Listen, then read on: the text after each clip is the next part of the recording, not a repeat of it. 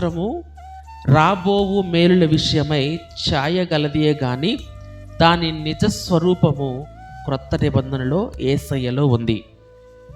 ధర్మశాస్త్రము లేకపోతే పాత నిబంధన అంతా కూడా అక్షర రూపంలో ఉంటే దాని యొక్క ఆత్మీయ రూపము అనేది యేసు ప్రభువులో ఉంటుంది. ఎర్ర సముద్రం దగ్గర నుండి వారు ఎక్కడికి వచ్చారు అని అంటే మారాకు వచ్చారు. షూరు అరణ్యము మార్గం నుండి మారాకు వచ్చారు. మారా దగ్గర నుండి వారు ఎక్కడికి వచ్చారు అని అంటే ఎలీము దగ్గరికి వచ్చారు. ఎర్ర సముద్రము అనేది ఎంత గొప్ప అద్భుతమో మనందరికీ తెలుసు. అప్పుడు వరకు కూడా సముద్రాన్ని చీల్చిన వారు ఎవరూ లేరు. సముద్రాన్ని ఒక మార్గముగా మార్చిన దేవుడు అంటే ఎవరూ లేరు. దేవుడు అని పేరు పెట్టబడిన వారిలో నీ వంటి దేవుడు ఇంకెవరున్నారు? ఆ ఎర్ర సముద్రమును చీల్చి నీళ్లను గోడలుగా పేర్చి ఆ ఎర్ర సముద్రమును దాటడానికి సహాయము చేసిన వాడవు నీవే. ఆరిన నేల మీద నడవడానికి ధైర్యమునిచ్చిన వాడవు నీవే. అదే నేలలో ఐగుప్తు సైన్యాన్ని ఉంచి ఆ యొక్క ఎర్ర సముద్రములో ముంచిన వాడవు నీ. ఎర్ర సముద్రము దగ్గర వారు స్తుతి చేశారు. ఎర్ర సముద్రము దగ్గర వారు ఆరాధన చేశారు. వారు ఎక్కడికి వెళ్ళారు అని అంటే మారాకు వెళ్ళారు, చేదైన అనుభవంలోనికి వెళ్ళారు. ఎర్ర సముద్రం దగ్గర వారు ఆరాధన చేశారు. వారి యొక్క మార్గంలో ఏమి ఎదురైందంటే చేదైన అనుభవం ఎదురయ్యింది. స్తుతి చేసే ప్రతి ఒక్క వ్యక్తికి ఎదురయ్యే ఒక అనుభవం ఏమిటి అంటే చేదు అనుభవం. మనకు వచ్చిన శ్రమ ఎందుకు వచ్చింది? నీ వల్లే ఇదంతా జరిగింది. ఈ యొక్క కష్టం ఎందుకు వచ్చింది? నీ వల్లే ఇదంతా జరిగింది. ఒకవేళ భార్యాభర్తల సంబంధాలలో ఒకవేళ వారికి ఏదైనా గొడవలు ఏర్పడితే నీ వల్లే ఇదంతా జరిగింది అని ఇంట్లో వాళ్ళని తిడుతూ ఉంటాం. నీ వల్లే ఈ అమ్మాయిని పెళ్లి చేసుకున్నాను, నీ వల్లే ఈ అబ్బాయిని పెళ్లి చేసుకున్నాను, లేకపోతే నీ వల్లే ఈ సంబంధం వచ్చింది, లేకపోతే నీ వల్లే ఇది జరిగింది అని ఎవరినో ఒకరిని ఒక కారణంగా మనం చూపించి మనం తప్పించుకోవడానికి ప్రయత్నం చేస్తూ ఉంటాం. ఇశ్రాయేలీయులు కూడా మోషే మీద ఆధారపడి వచ్చినట్లుగా మోషే మీద సనుక్కోవడం ప్రారంభించారు.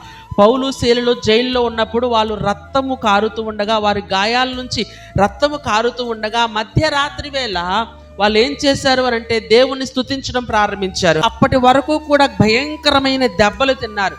అప్పటి వరకు కూడా భయంకరమైన అవమానము పొందుకున్నారు.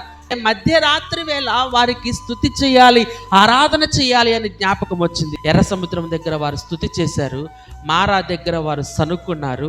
ఎలీము దగ్గర వారు సమృద్ధిని చూశారు. దేవుని నామానికి మహిమ కలుగును గాక. స్తుతి చేసే ప్రతి ఒక్క క్రైస్తవుడు కూడా చేదైన అనుభవంలోనికి వెళతాడు. చేదైన అనుభవంలోనికి వెళ్ళిన ప్రతి క్రైస్తవుడు కూడా పరీక్షించబడతాడు. పరీక్షించబడిన ప్రతి ఒక్క క్రైస్తవుడు కూడా సమృద్ధిలోనికి వెళతాడు. ఇది ప్రతి ఒక్కరి యొక్క ఆత్మీయ ప్రయాణములో జరిగే విషయాలే. మన యొక్క ఆత్మీయ జీవితము నడుస్తూ ఉన్నప్పుడు, మన ఆత్మీయ జీవితంలో మనం ప్రయాణము చేస్తూ ఉన్నప్పుడు మనకు ఒక్కొక్కసారి శోధనలు ఎదురవుతూ ఉంటాయి, ఒక్కొక్కసారి శ్రమలు ఎదురవుతూ ఉంటాయి. ఆ యొక్క శ్రమలన్నిటిలోనూ ఆ యొక్క శోధనలన్నిటిలోనూ దేవుడు మనల్ని నడిపిస్తాడు. అయితే మనము నమ్మకముగా నిర్దోషముగా ఆయన సన్నిధిలో స్తుతి చేసినప్పుడు, ఆరాధన చేసినప్పుడు ఆయన మనల్ని ఒక ఎత్తులో నిలబెట్టడానికి ఆయన సిద్ధంగా ఉన్నాడు. పక్షి రాజు ఏ విధంగా అయితే ఇంకొక 40 సంవత్సరాలు జీవించడానికి తన క్రొత్త జీవితాన్ని ప్రారంభిస్తుందో, మనము కూడా శ్రమల మధ్యలో మనం ఆరాధన చేసినప్పుడు, శ్రమల మధ్యలో మనం స్తుతించినప్పుడు, శ్రమలకు భయపడకుండా వాటిని ఎదురొగ్గి మనం నిలబడినప్పుడు దేవుడు నూతనమైన జీవితంలోనికి మనల్ని నడిపించబోతూ ఉన్నాడు. హల్లెలూయా. కనాను దేశానికి వెళ్ళడానికి ముందు 12 మంది ఇశ్రాయేలీయులను పెద్దలను మోషే ఏర్పరిచి వేగు చూడడానికి పంపించినప్పుడు 10 మంది దేవునికి వ్యతిరేకంగా సమాధానం చెప్తే, వ్యతిరేకంగా వార్త చెబితే 2 మాత్రమే దేవునికి అనుకూలంగా చెప్తారు. ఆ 2లో కాలేబు అదేవిధంగా యెహోషువ ఉన్నారు. మనము ప్రతి ఒక్క ఆత్మీయుడు కూడా చెప్పవలసిన సాక్ష్యం ఏమిటి అంటే, నేను మారు మనసు పొందినప్పుడు ఏ విధమైన హృదయాన్ని కలిగి ఉన్నానో, ఇప్పటికీ కూడా ఇన్ని సంవత్సరాలు గడిచిన తర్వాత కూడా అదే బలముతో, అదే హృదయముతో, అదే వైరాగ్యముతో, అదే యొక్క ఆరాధనతో నేనున్నాను అనే సాక్ష్యాన్ని మనం చెప్పగలగాలి.